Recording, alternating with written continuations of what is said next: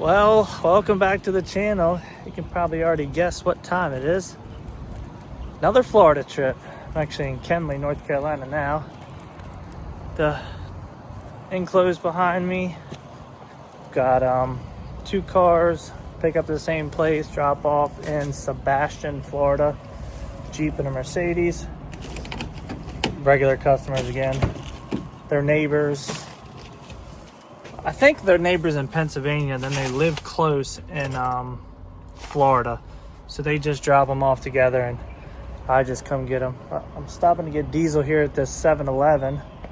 That's on the opposite side of the highway from Kenly 95 because it's it's $3.24 a gallon here.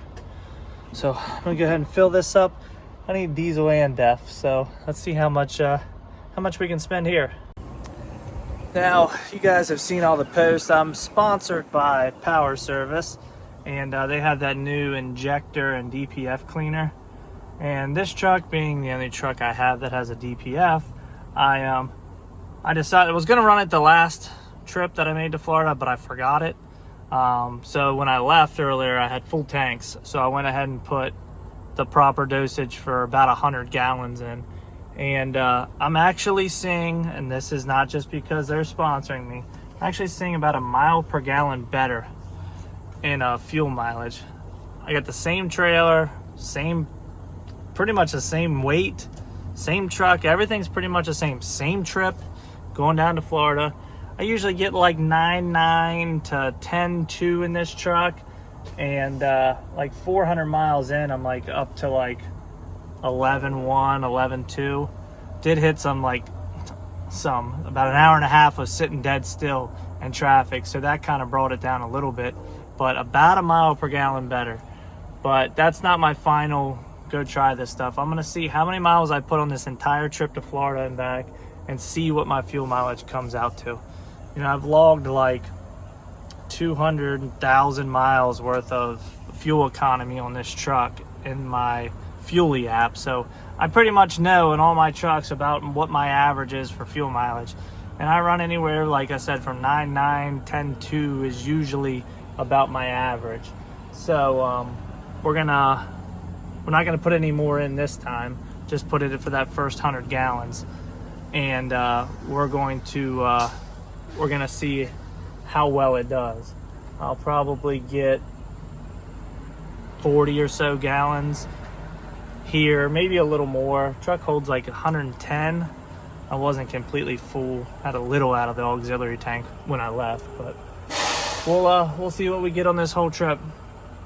It's gonna be pretty much the same there and back that I always do. So the the test is the same roads, the same freight, same weight, same trailer, same aerodynamics, so everything's the same. So see if it makes a difference. But I'm going to finish getting some fuel here and get some def, and def light just came on, and see how much farther we can get down the road. So if anybody's been watching, it's kind of a nor'easter. We got hit at home, should be moved out of the way down here. It's just been kind of cloudy and like that and gloomy all day. Some rain this morning, but other than that accident in traffic, everything's pretty much been smooth sailing. Well, we made it to sunny Florida. Get these cars delivered. I don't need to open that door. Just open the back here. Actually, I'm gonna open this front door. Make it a little easier to get into the Mercedes that's in here.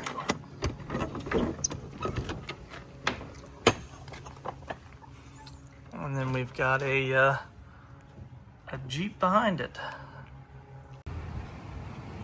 Well, we made it to Mannheim, Orlando.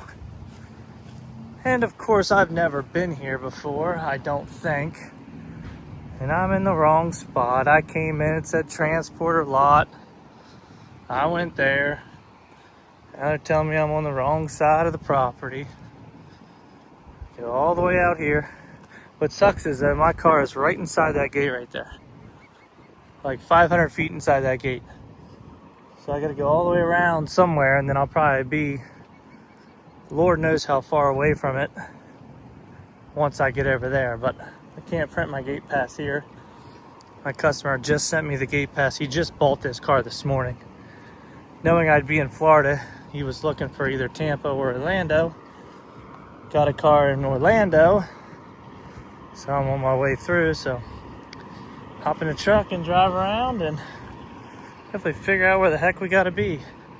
It's one thing about Manheims, as big as they are, just never know where you gotta be. So what turns from a 500-foot walk turns to a 2,500-foot walk. What is that? Half a mile? Look at the color of this F450. It's the darker blue. I like that. Coming from a bank. It's a 26. Dang. It's a sharp color. I don't know if it'll do it justice. Let's see. It's like kind of almost the same color as my wife's truck. A sharp truck. Lamborghini. What is that? 11 Gallardo. Knew there'd be some interesting things down here. Here's an R8. All coming from a repossession. Dang, look at this. Look at that hitch. That's in that Range Rover right there. That's a nice hitch. But we'll keep walking and see if we can't find our car. It's a Porsche. All right, gotta be getting close. It does feel good to get out of the truck and walk, but it's a little warm down here. Started cooling off at home, and then all of a sudden I'm a big weenie when it comes to the heat. Looking for a blue Honda Civic. Should be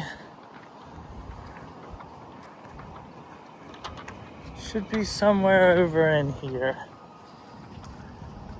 Oh, I think I see it. Gets the tail end of it out there. Let's see here. Oh, 4101. Is this our Civic?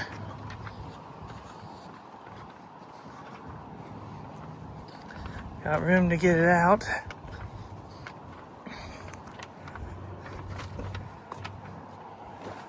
$41.01. Now let's just hope it starts. Oh, someone's got the seat all the way forward. And manual seats. Whew, all right. Let's get some AC going and get this thing out of here. Get it out to the trailer. It's insane. They've got probably 20 to 30 cars lined up and they're running one line to check people out. I've been sitting here for a good 15 to 20 minutes just to get up to this point. I mean, this transport lot is absolutely packed. It is sale day. It was sale day, so usually sale day is the busiest when people are trying to get their stuff out the day they bought it. But hey, well, not in a super rush or a hurry or anything, so all I've got to do is get a couple hours north today and then finish it out to get home tomorrow and worry about deliveries the next couple days after that.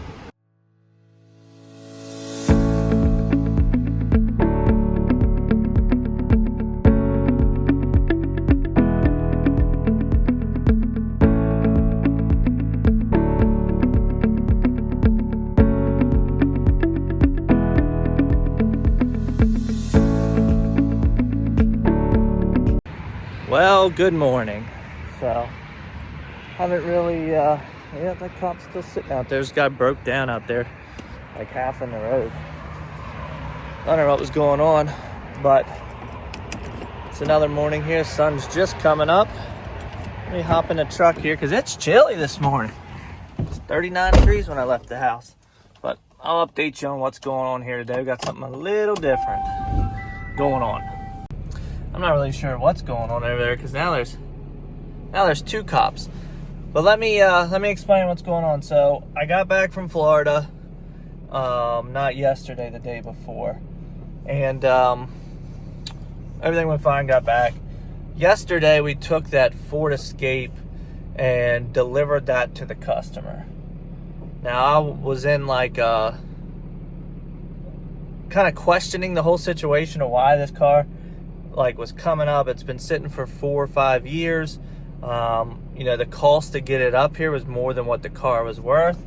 Well, I figured that out yesterday, and it hits home because dementia is ultimately what took my grandmother from me.